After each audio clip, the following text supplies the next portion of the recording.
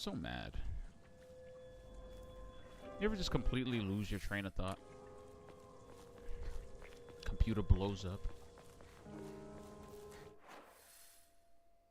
Why did it have to be my computer? Why'd you have to blow me up? What did I do?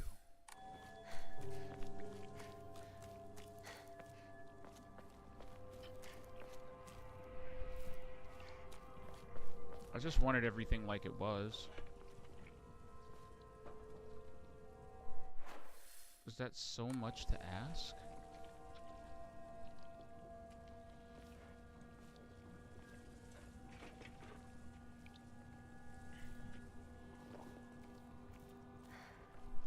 Really is sad seeing what became of Sakako's house.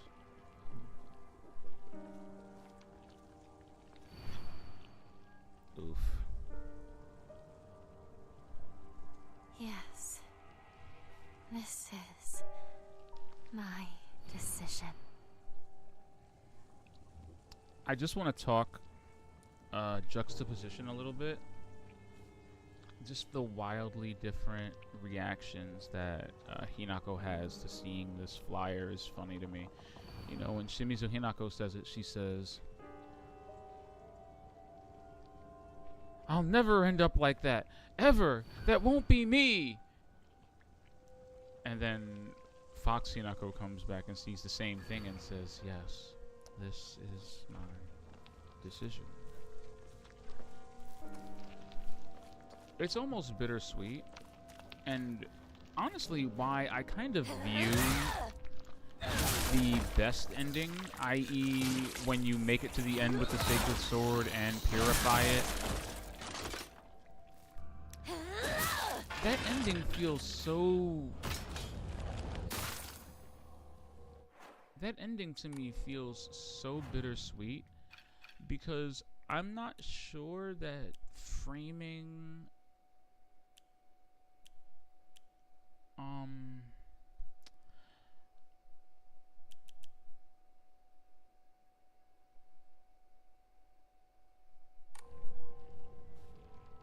I'm not sure that framing Hinako's submission to her role in society as a good thing is a good thing. You know what I mean? It feels like essentially accepting adulthood, as it were, means that Hinako has to submit. Which is why I always found it kind of weird that, like, the strange people are like, oh, this game is anti-marriage, and it's anti-rule, it's anti-traditionalism, and it's not really anti those things. It's filtering those concepts through a young Japanese girl's brain. So, you know, they go out of their way to say at the beginning of the game that the decisions of the characters in the story do not reflect those creating it. And I think a lot of that has to do with the way Hinako sees things. They have that creative freedom to say, yeah, this is how she thinks, and not have to say, oh, yeah, this is how we think. It's like, no, we're talking about a 14-year-old girl here.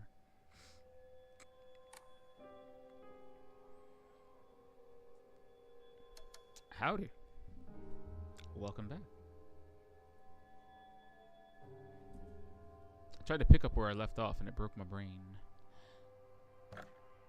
Oof. That's rough. You know, I want to... I would love another upgrade. But I almost feel like I either want to save it and plug one more into Sanity, or get an Amamori. I kind of want a new Amamori. You know? I do rely pretty heavily on Sanity, though, so... You ain't gotta quote me on that.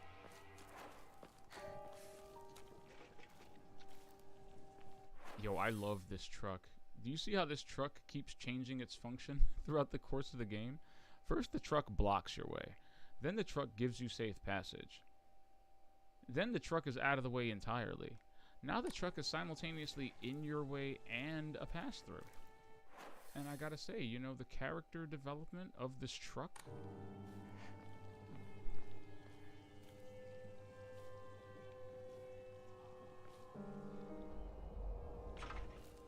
I just want to say for the record, it's crazy that the dead bird spot is still here. Just for the sake of continuity, it's so gross that the dead bird spot is still here. Shout out to the artist that decided to keep that detail there. You're weird. You're a weird human being, but I appreciate your attention to detail.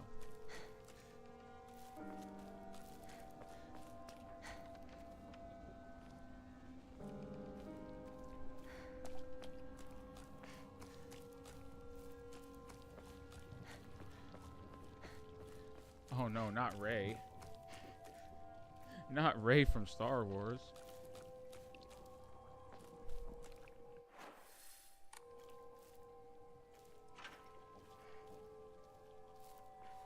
We're gonna agree there, that's funny. Hanako takes her trauma and turns it into monsters. Or depending on your flavor, just pops pills and drives herself crazy.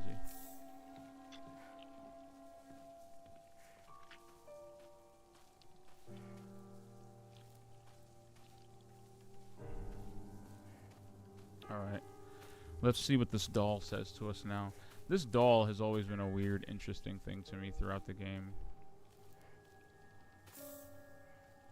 I thought it was supposed to represent Hanako's... I feel like it's the internal monologue for Hanako's innocence. Like, it seemed like it was helping her at first. You know, giving her warnings and telling her to look out for things. But with all the added context, I don't think the doll is your friend at all. And I don't think the things it's saying to you are helpful or useful. In fact, I think the doll is honestly just her childhood desires made manifest. You know, it's like, don't trust the fox mask. Look out for Rinko.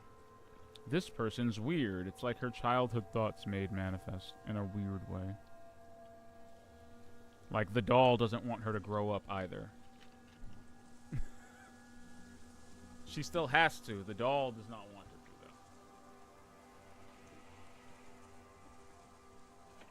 though.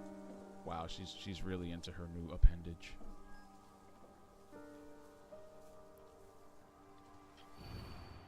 You still resist? How pointless. Ha! Oh, wow, these messages are different. Wait a minute. That is definitely not what that doll said last time. Oh my god, the stomping noises are killing me.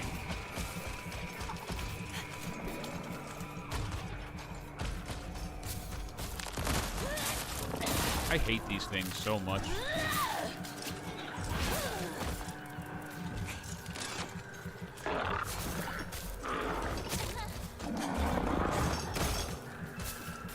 Alright, we cooking.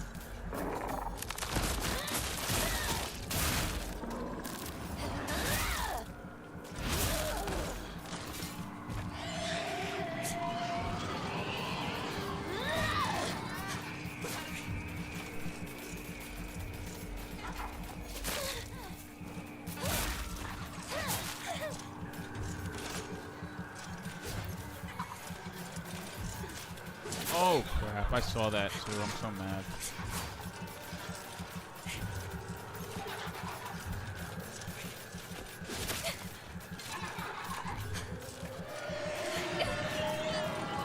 Yo, the gank is wild.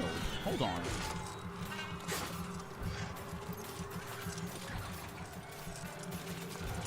I was gonna say, is my timing just that bad?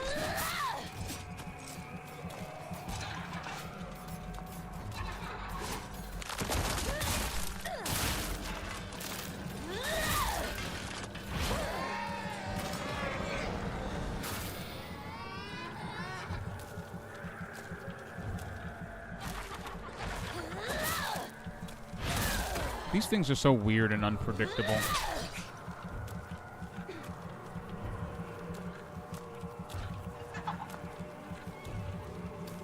See, you say, wasn't the doll a protector? I think it was. But I don't think it's protecting what we think it is. I think the doll seeks to protect Hinako's innocence and childhood the same way Hinako does. It just speaks to that more feminine side of her childhood. Time to go home. That little part of her that's conflicted about being a girl, that's unsure. I think that's what it represents.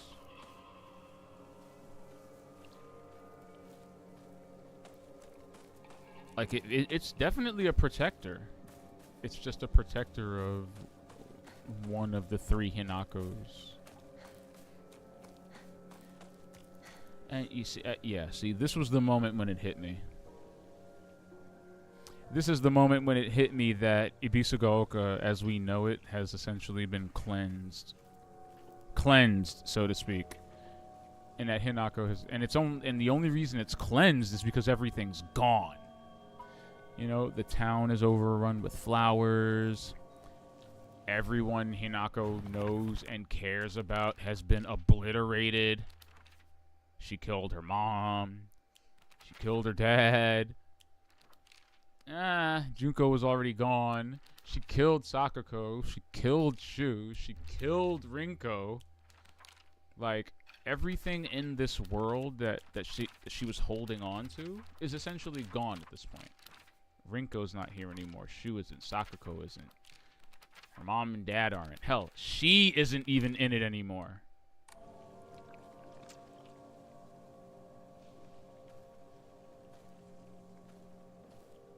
That's why it's so interesting. The last leg of this journey through the town. That's funny. The last leg of your journey through the town is essentially, you know, you actually parting ways with your parents one last metaphorical and physical time as a way to completely get you out of Ibisugaoka. And that's why I think the game ends in the Shadow Realm. I mean, in the spirit world, the way it does. I think at that point we're just fully into the symbolism.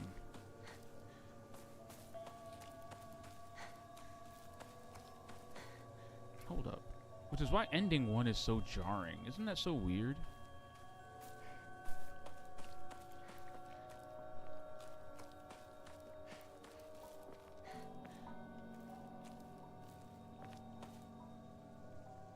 Hey Gabriel, tell me, have you finished this game? Or I know, have you at least seen the first ending?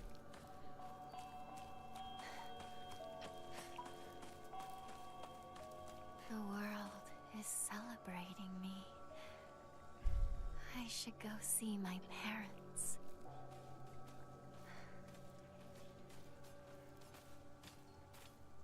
I still distinctly remember playing this the first time and thinking, this doesn't feel like victory. Like, this feels like I lost. I remember thinking that to myself, like, it feels like I've lost. Because despite my best efforts, Hinako still has to grow up. Hinako still has to get rid of her friends. Like, you can't change that part of the story. My first playthrough of this was really bittersweet. Because I had to acknowledge that I essentially had about as much agency as Hinako did.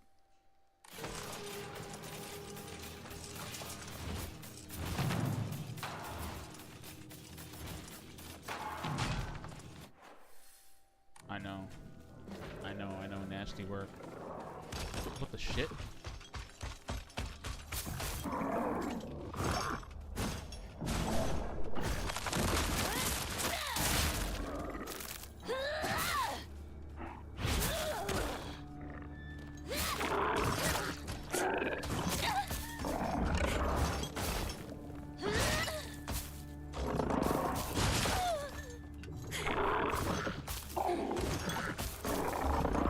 Oh, wow. Well, take your win. You earned it. Like, wow. Hitbox.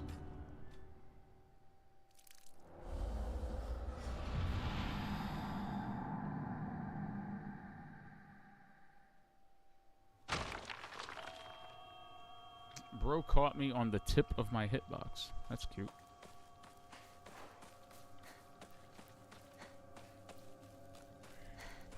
The world is celebrating me.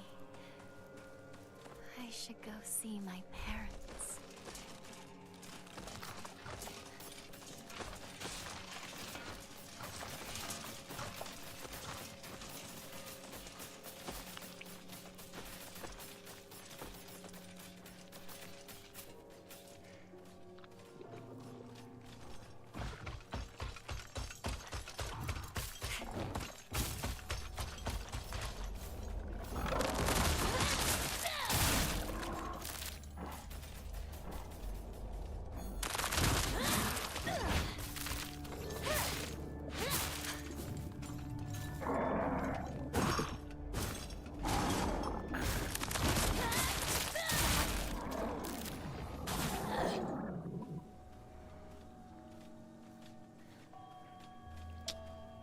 Orero Tomiruska. Narashine.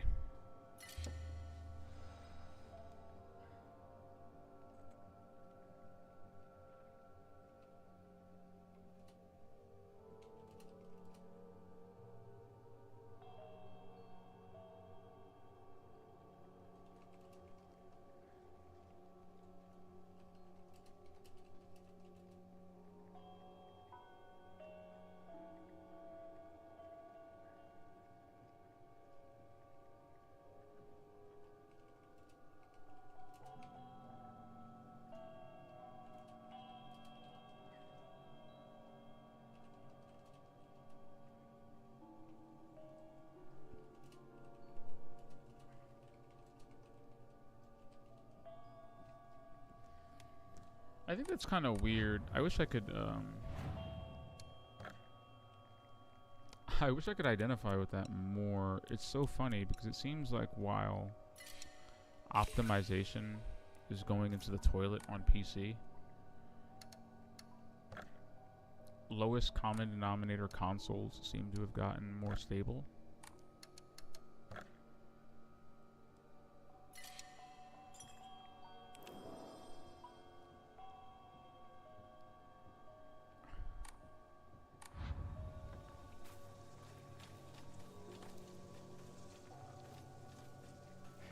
I mean, look, man, if it's 60 frames, I'll play your games. Like, I'm not terribly hard to please here.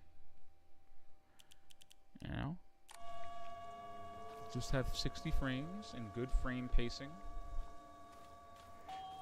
And we're good. So many games don't get that right. Honestly, Silent Hill F is probably one of the better looking and better running UE5 games I've played.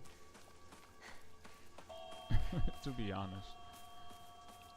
It looks good, it plays well, it's not choking to death on like Lumen and other stuff.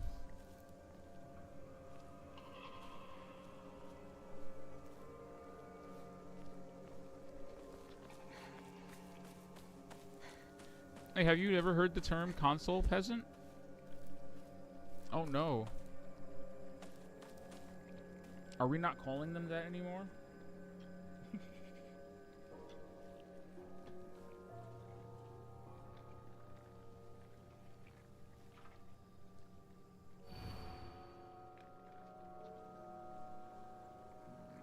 Shit.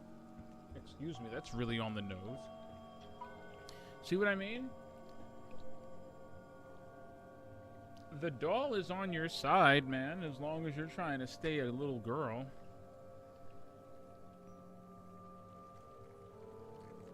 Now that you're trying to grow up, the doll's like, oh, really? Ass. Suck on these monsters. Oh, no. Not the force. Not the force. I'm not doing this. This arm I've been given. Nah, you about to get hit with a super arm. I'm not doing this.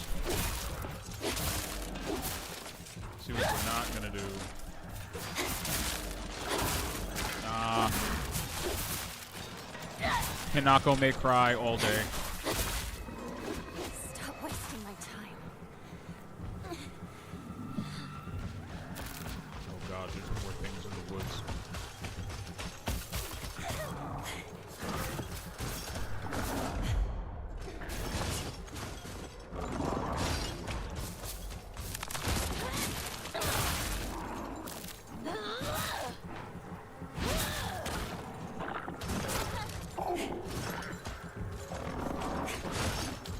Come on.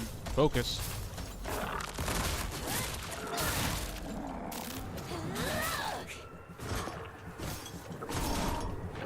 Open up! Gotcha. Bro, y'all gotta let me breathe.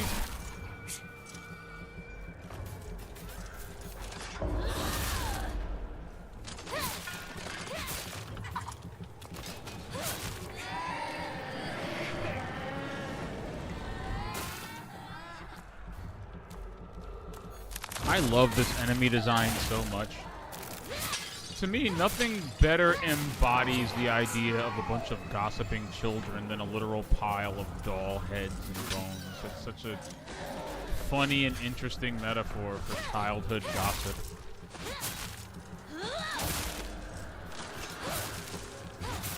And before you say it isn't, that's how Hinako herself describes it.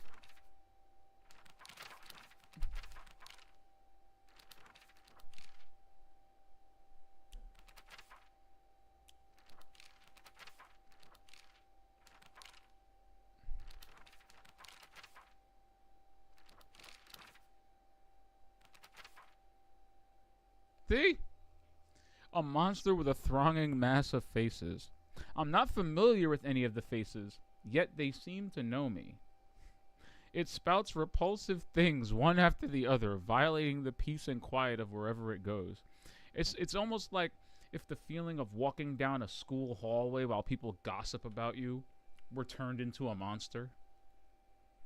Like, if people talking about you behind your back were a monster, that's what this thing would be. Just like this is pregnancy, and this is leering, lascivious men who see you as an object.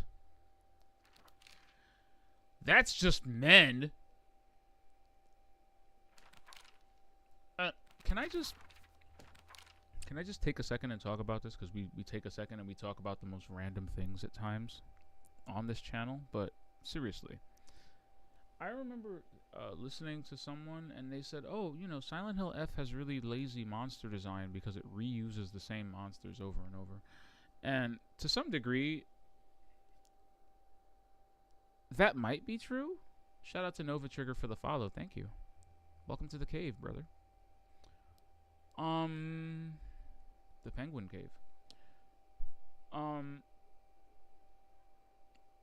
I feel like, and this may just be a way to, you know, mitigate repetitive character designs, but there's a portion where there's a chunk of her journal where she says, when I learned of the term patriarchal husband and that it meant a man who does nothing but boss his wife around, he was the first person to come to mind. Right? She associates her father with a lot of negative male stereotypes, particularly negative father stereotypes, because she has such an abusive, acerbic father. But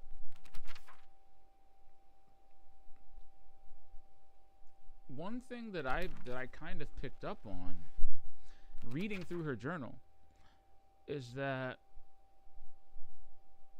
and this is the important part, she says, I used to think it was just my dad who was like this, but after listening to all the married women around here complain, every man seems just as bad. All their husbands are just as short-tempered, just as violent, just as useless, oh that's mean, and do just as little to help their wives. After learning this, every grumpy looking old man in town I see reminds me of him.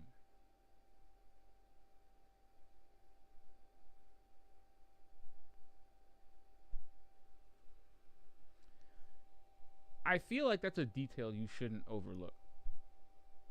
Every grumpy looking old man I see in town reminds me of him. So when I see these things stomping around the city, when I see more than one of them, when I see that after fighting one of them, two of them running away from one in the school, and eventually seeing that her own father turned into one of those things.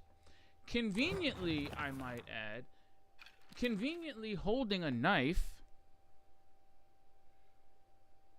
You know, the thing that Hinako cannot get over, the fact that her father threw a kitchen knife at her, the fact that it's holding a knife, the fact that she thinks that every man in town is like her father, and the fact that that thing turns into her father.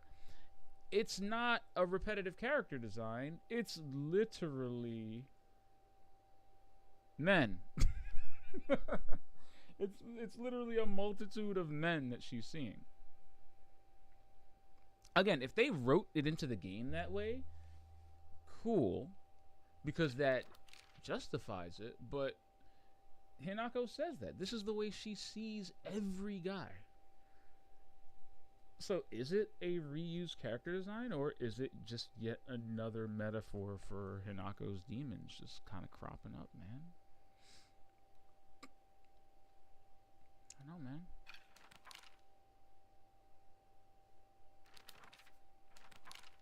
Seeing that when you see your father, though, is nasty work, though. I'm not gonna hold you.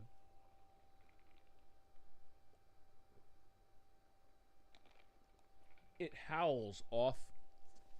I mean, listen to the way it's even described. A giant repulsive lump of flesh that is filled to the brim with a maniacal anger.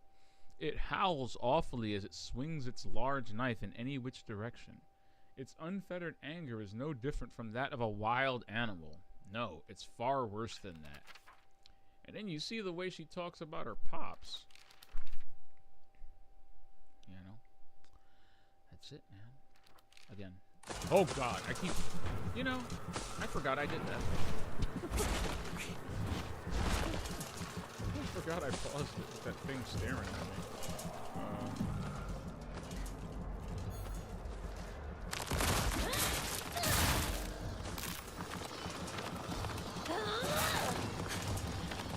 This one is interesting to me, only because I don't understand the Taika drum.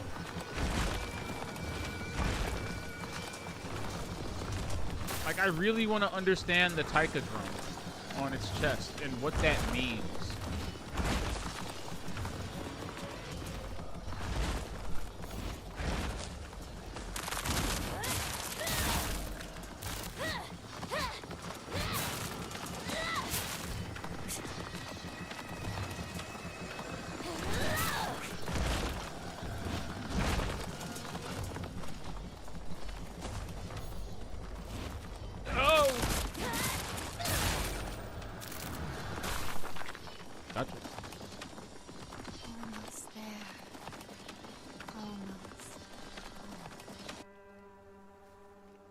A lot of noise, doesn't he? How is this monster described? Is he under... I don't think he's under formidable foes. I think he's under Dark Shrine. Pregnancy. I ain't gonna hold you. As soon as you read the line, what a vile show of life. I'd rather die than turn into a monster like this. It's like, oh. Yep. That's what pregnancy looks like to a 13-year-old girl.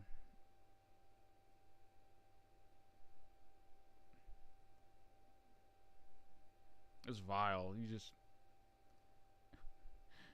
just a grotesque, vile creature whose main purpose is to give birth to spewing monstrosities. She got like 6 boobs and like 10 stomachs, and gives birth through her butthole.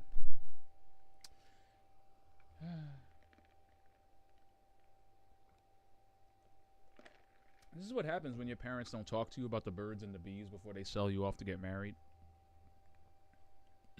You're like a childlike mentality that tells you, yeah, this is going to happen. Although, if you had told me as a child, this is how children are born, I'd have no choice but to believe you.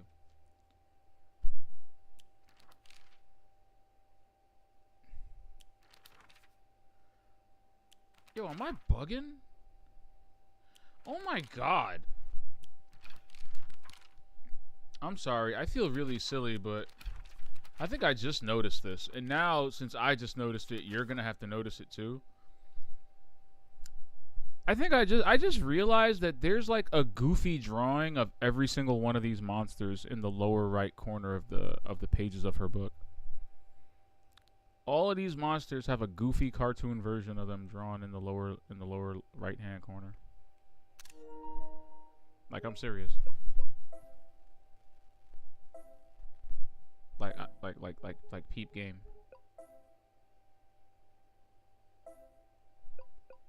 Yeah, like I'm so serious. Peep Game. Alright. Yeah, see this? Look at this. Are you seeing this? Look at that.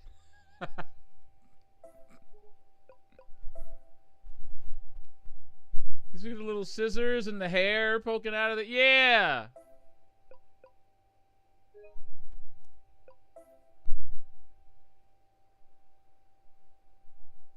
Goofy.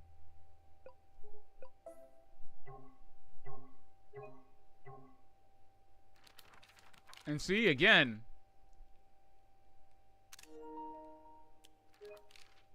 The freaking scarecrow.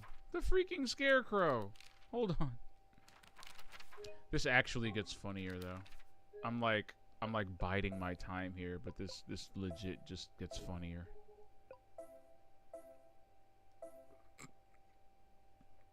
Yeah, now we gotta do it again.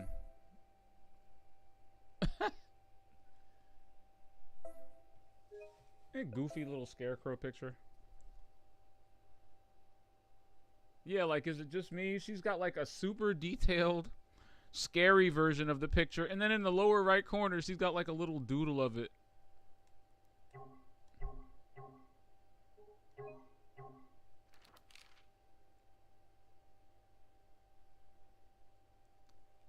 I swear, I'm not trying to do this over and over, but they're giving me no choice. It's actually pretty fun. Wait.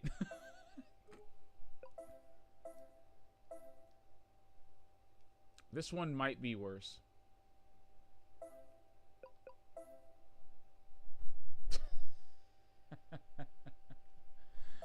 Oh man, I'm not unseeing that. Now that I mention it, it does kind of look like it's in the shape of a star.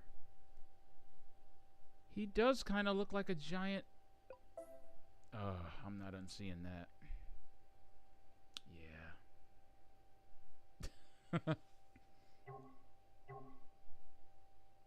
That's really funny and cute.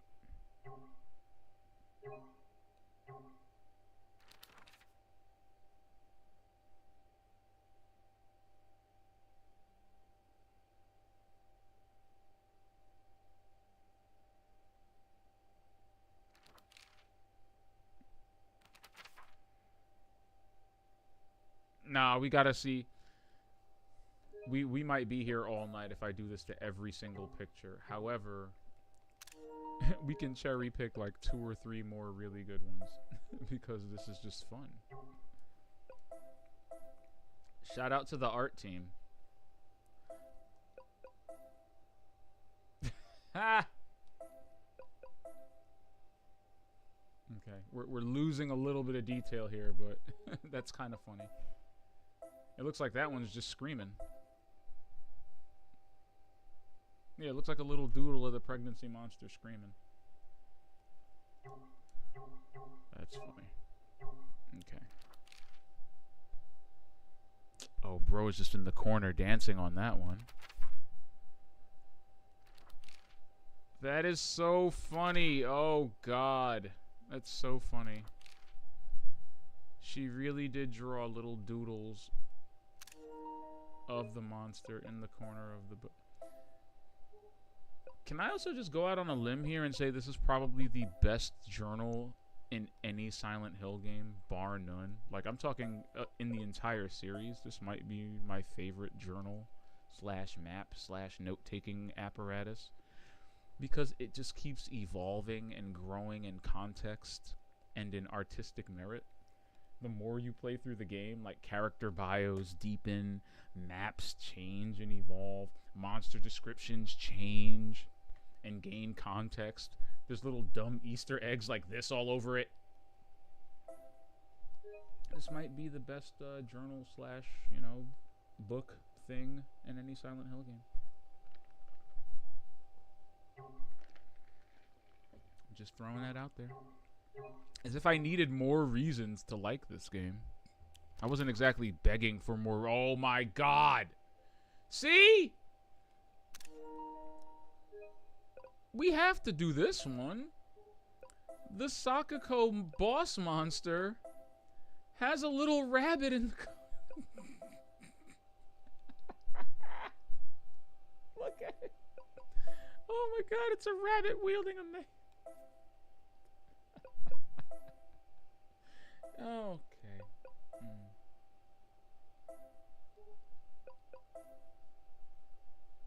Just really into that. I love that it's a rabbit.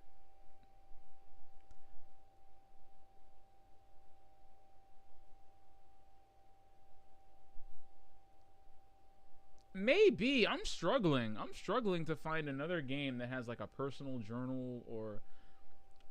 I bet I'm blanking on it right now because there are some really, really, really well done personal journals and literature that are written in character.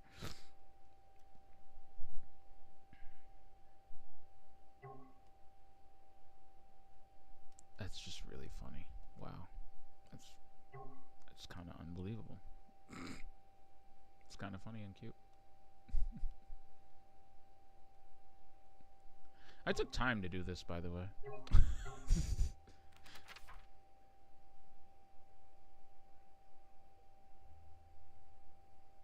Bro. The symbolism is actually insane. I'm not even gonna spoil it because I saw it. I just saw it just now, but... It's a snake! Why is Rinko's little doodle a snake? Because Rinko is a snake. Because Rinko is a shady bitch. That's why.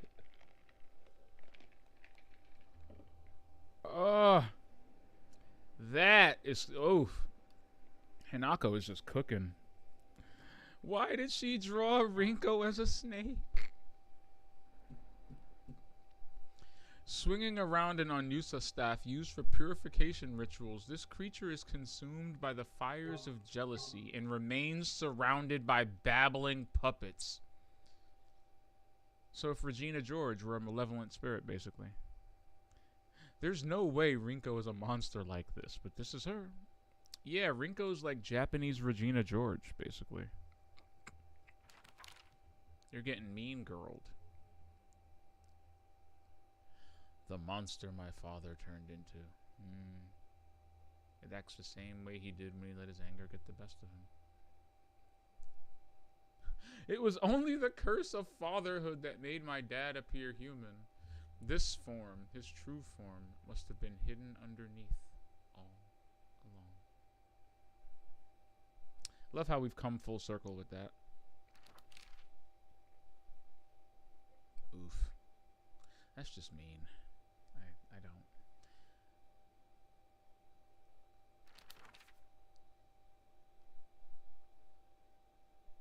I'll never get over this character design and how cool it is, but you know what I'm finna say. We gotta see how she drew herself.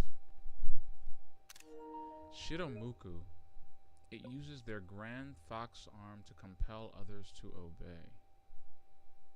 It looks down on me and denies my existence, but at the same time, it pities me like it thinks it's better than me. Yeah, 'cause it's you. 'Cause it's you!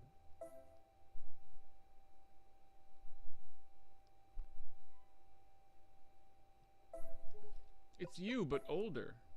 Like, 6 years older, apparently.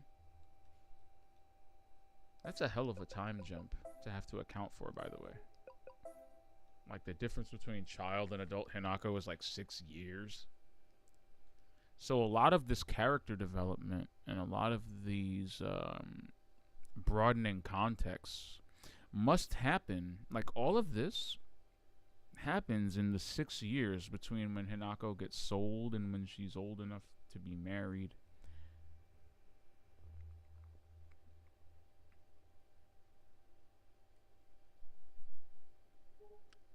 And the only reason I'm saying that is because of ending number 1 that clearly describes her as a woman in her 20s. Like she's described as a 20-year-old woman in the police report.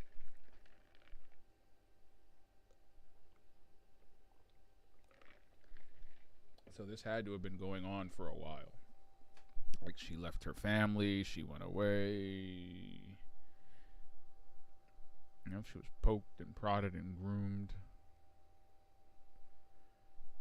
That's really interesting. I don't know what this picture is supposed to be.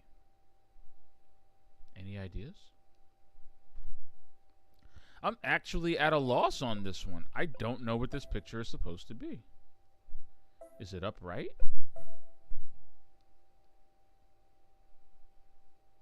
Yeah, no, it's upright. What is this picture? I don't get it.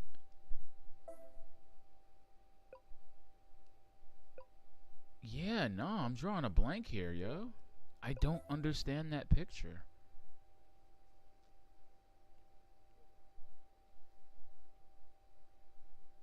Wait. Wait.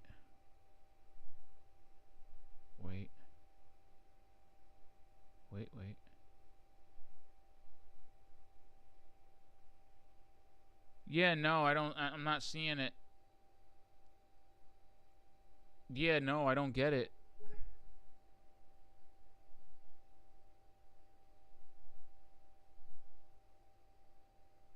Oh, wait. I think I see it. I think it's her standing next to the fox. I think that's Hinako in her bride outfit standing next to the fox mask.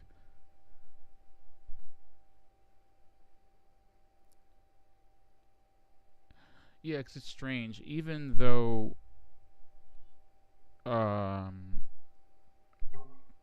it's funny, even though the Shiramuku, aka adult Hinako, even though she's portrayed as extremely tall and large and formidable, and even though Hinako says that she's tall for a girl in her journal,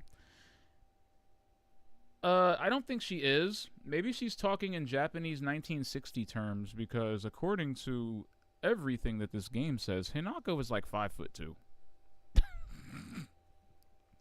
I'm sorry. She's like 5'2", bro. I want to joke and say that's like tall for 1960s Japanese women, but she is pretty short. So maybe that lower page is her standing next to Kodayuki, like a to scale, because it looks like it's a shorter version of Hinako standing next to someone else, which makes more sense to my brain. You know what I mean? Like, it looks like you can see the little Shiramuku. You can see the tiny. It looks like a tiny version of Hinako standing next to a fox. That's kind of what I'm gonna run with. When you're an adult, 6 years don't change you that much. As an adolescent, it changes your entire life and personality. Absolutely. Absolutely. Which is what I think Fox Hinako represents. I think Fox Hinako represents that transition from adolescence to adulthood, like after she graduates middle school, or because one thing I noticed was that all of Hinako's notes and accounts and information and stuff that she has pretty much hard stops at middle school. Even the places you visit You go home, you go to your friends' houses, but you go to her middle school. You never go to her high school.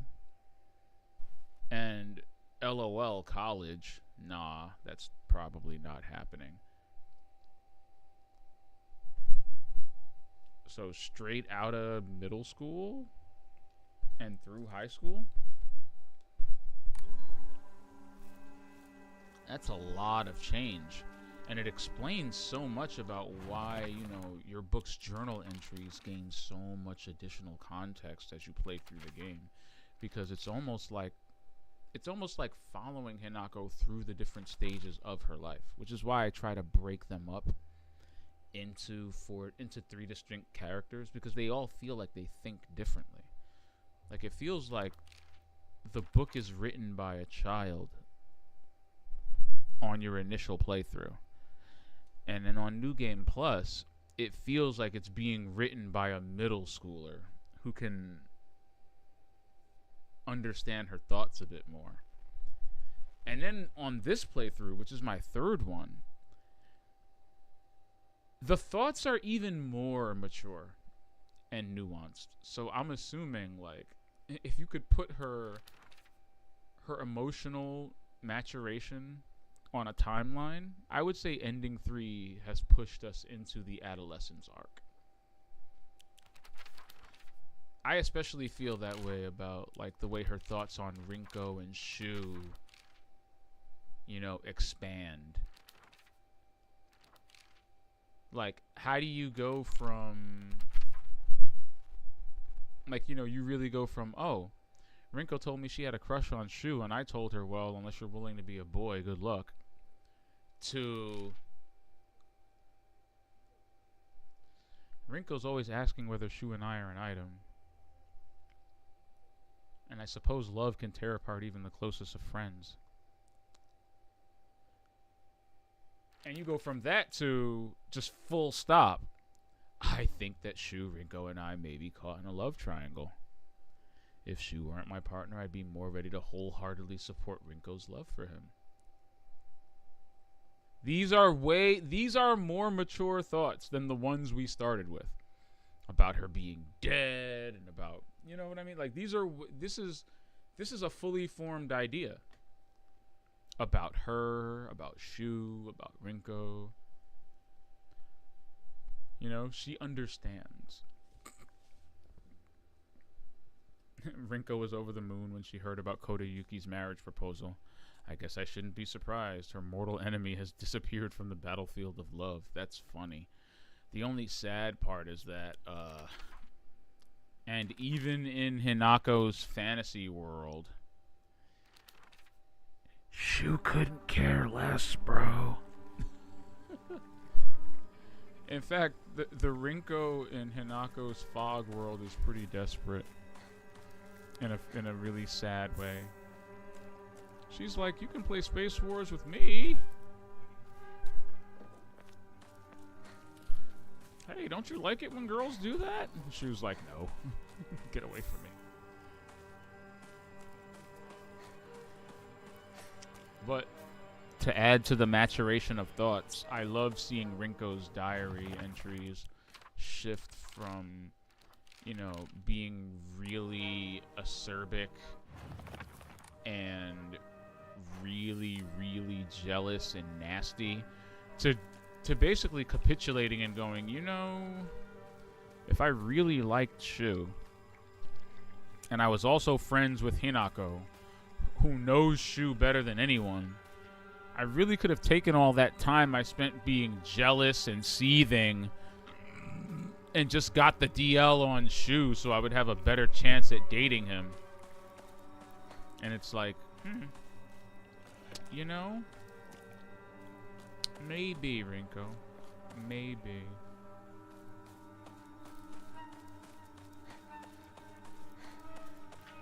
I'm so sorry. I think we spent so much time chewing on the lore that I've been standing on this hill for about, 20 minutes? My bad. Also, quick game design moment. Such beautiful and deliberate framing. Ugh. I can just imagine the meeting where he was like, yeah, and right before you reach the Shimizu residence, I need that sunset to peer exactly through the trees at this moment to drive home. To drive it home. This world is being sunset. The sun is setting on this weird, twisted version of Abisugoka. Because that's essentially what's happening. We're about to sever the final tether to this weird, time-looped spiritual version of Abisugoka. The sun is finally setting on it. The fog is gone. The monsters are gone. And soon our very last connection, the last tie that we have to sever. And by extension, you can imagine, you know, when Hinako had to say her goodbyes, and these were the last people that she said goodbye to. Every time I do something like this in the game, I try to think of its real-world counterpart. Like Rinko being thrown into the lava represented, and their boss fight represented the last conversation they had to me. Same thing with Shu. Her leaving Sakuko in the dark was just kind of sad and cruel, and it hurt my feelings. But again, I can imagine that just means that Hinako just cut Sakuko off. Just cut her off. Just stop talking to her, period. Which is probably why she calls her a traitor and yells at her for, quote-unquote, abandoning her. Because that's how Hinako handled that relationship. She just cut her off. You know? Anywho. Let's say goodbye to our parents. In just a moment. Let's say goodbye to our parents, and by extension, this world.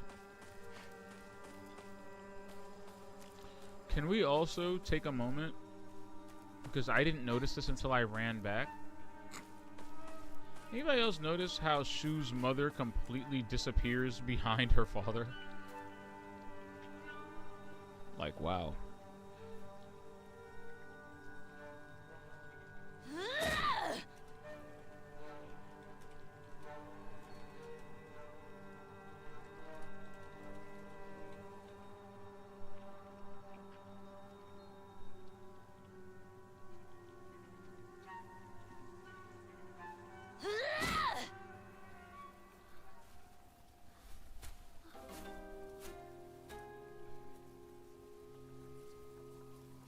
Father looks dead inside.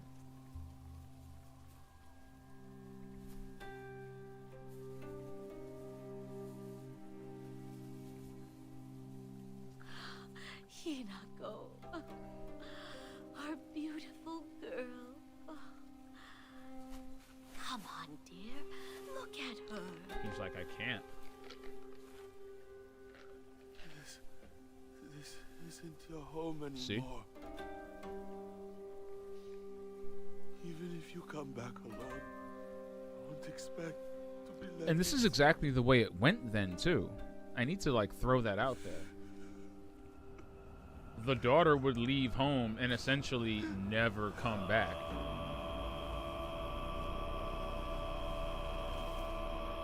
Like, essentially, you were dead to your family. You're owned by, you know, the new family now.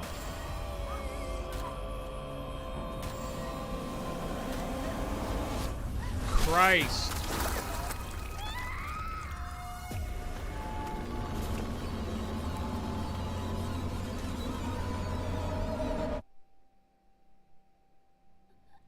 The taking of the face is so grotesque. It's so grotesque. And so symbolically grotesque.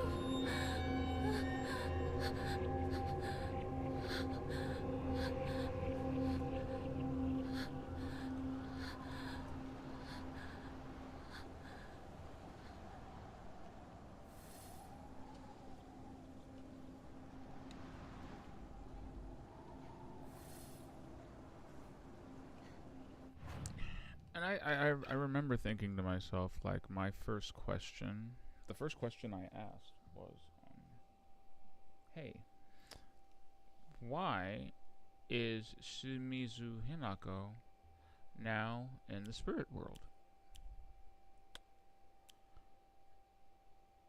And I thought to myself, I did. I thought to myself, and I said to myself, I did. And I said the things that I thought to myself, and I thought, well, you know, I guess there's a good answer for that. And I guess,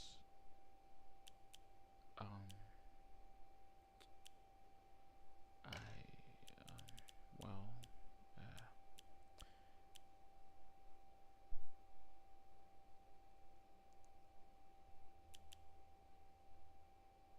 I've had this thing the entire game. Oops.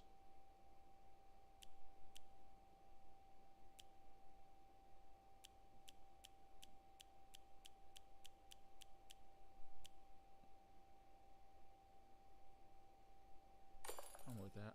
Anyway. Oh, wait. Where's the, what is it called? Oh, okay, I did put it on. Okay, good.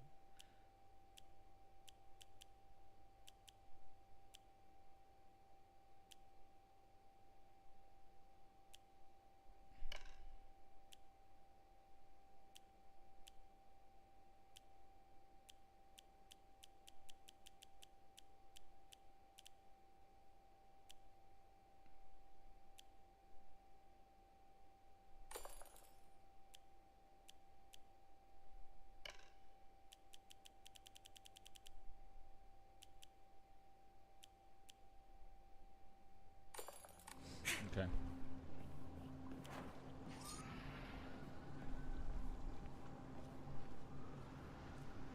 So, oh yeah, so I was thinking, like,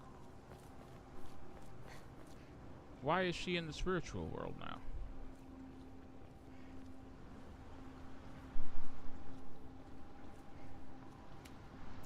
It made me think of Inside Out.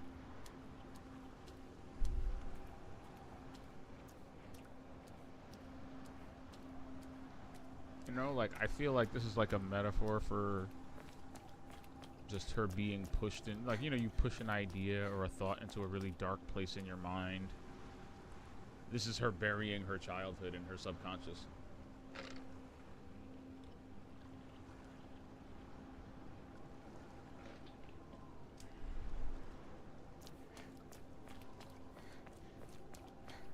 Damn, look at all these gates. Look at all these protective gates.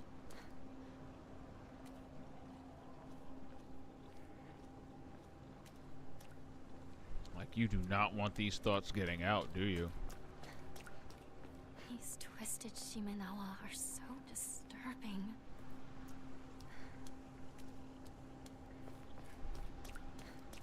That's a new voice line.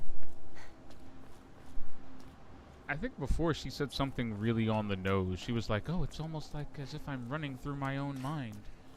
I was like, well, yeah, Hinako, no shit.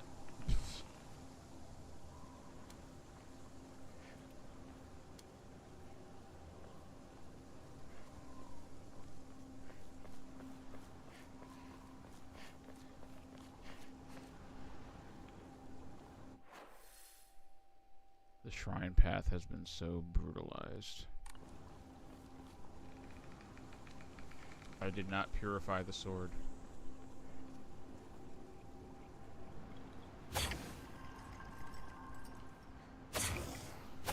You hear it roaring when you swing it?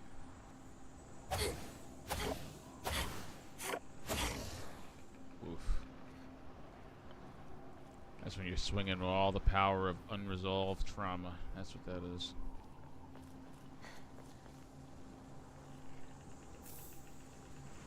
Thank you for helping me.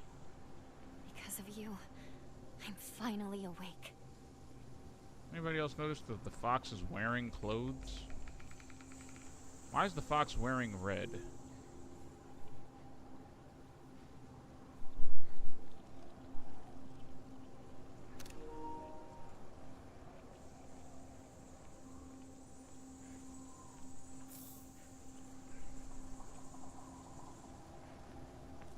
So to be clear, we are in fact going for ending number 3,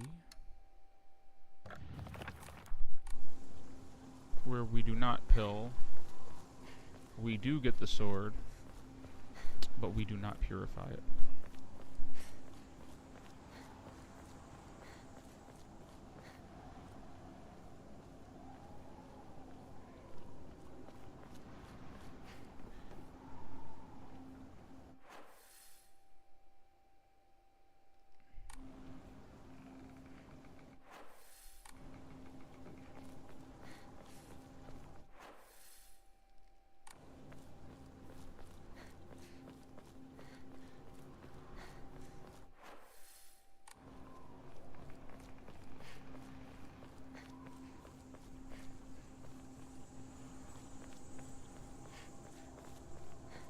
How did these roads and whatnot connect before? How did I get over there before? Was this connected? I don't know, man. I guess. Whatever. I'm a confused young man. All right. Anyway.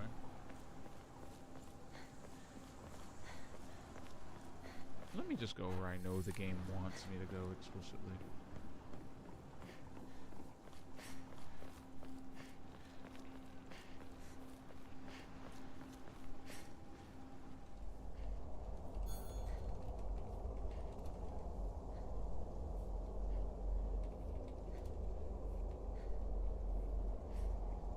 Hey, dude, thanks for stopping by. You know, it's great. Great.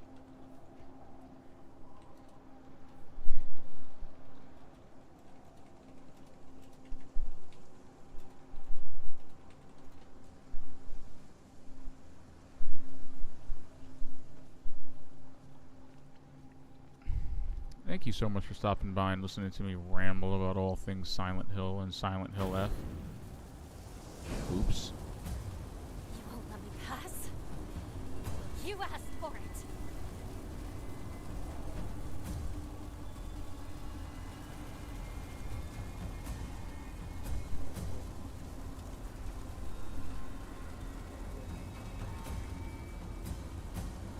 I mean, that's just a cool scene.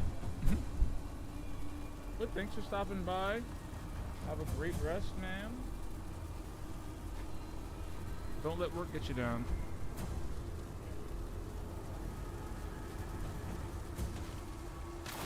Oh.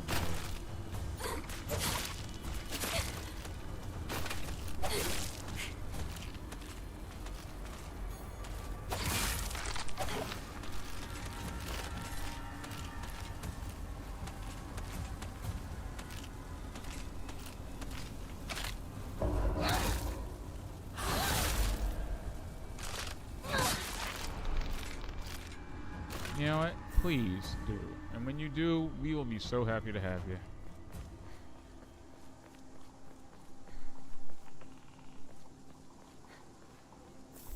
I say with confidence and a twinge of excitement. See you on the next one. I'll record descending and we can discuss it later. It is 3 out of 5 after all.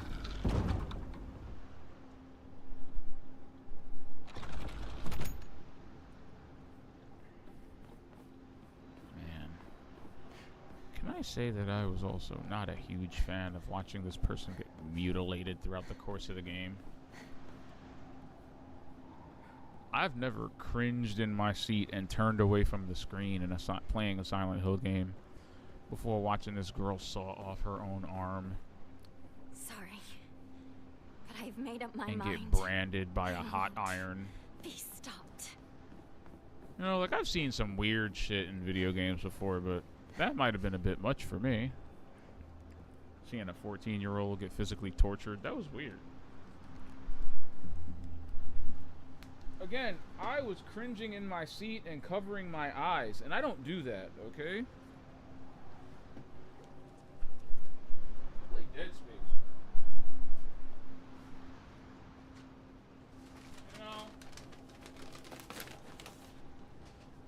I played some weird unhinged shit, and yet this girl amputating her arm to give herself a wolf appendage was one of the most horrifying things I've seen in a horror game in 2025. Hell, in general. Can't think of another Silent Hill game where another person just self-mutilated. Somebody, please forget, like, correct me if I'm wrong. I'm trying to remember that Silent Hill game where somebody like mutilated themselves, and the game just kept going while giving you superpowers.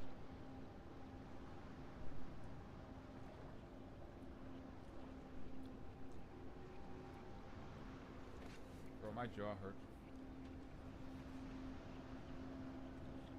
I think the aspirin's wearing off. Ah!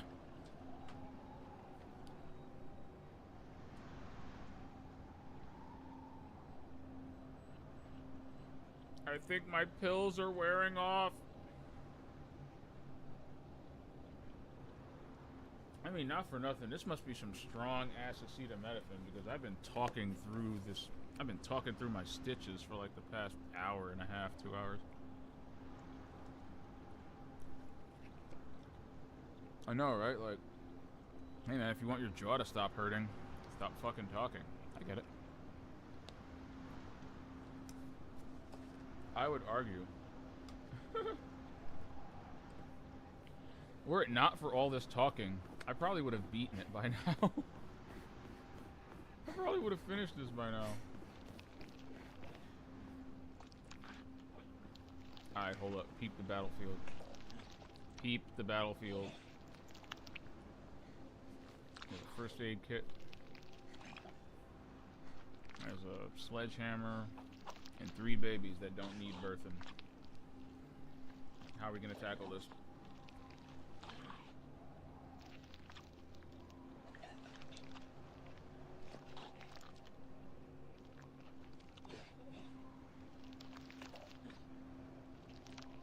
This fighter's training looks like a total...